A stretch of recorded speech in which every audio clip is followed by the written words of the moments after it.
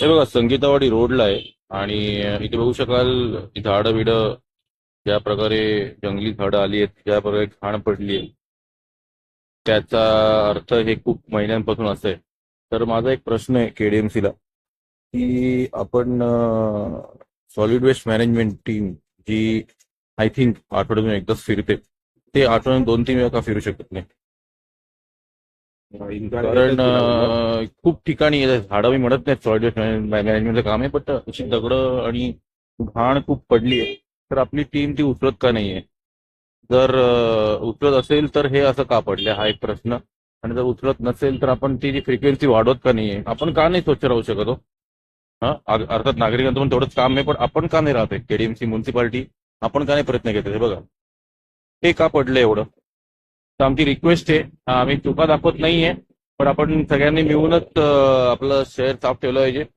एक तर छान दिसेल, दुसरी रोगराई पसरणं बंद होईल. हा आणि नागरिक तर आपले होपलेस आहेतच. आम्ही जगवण्याचा प्रयत्न करतो त्यांना. बट हा व्हिडिओ खास करून म्युन्सिपालिटी केडीएमसी की solid waste management team at least आठवड्यातून 2-3 वेळा तरी राऊंड मारा आणि त्यात सफाशक ठेवा एरिया प्लीज. आमची मदत लागली तर डेफिनेटली आम्ही पण तुमच्यावर आहोत. आपण पाहिजे एक मोहीम चालू करू शकतो. तर एक रिक्वेस्ट आमची. थँक्यू.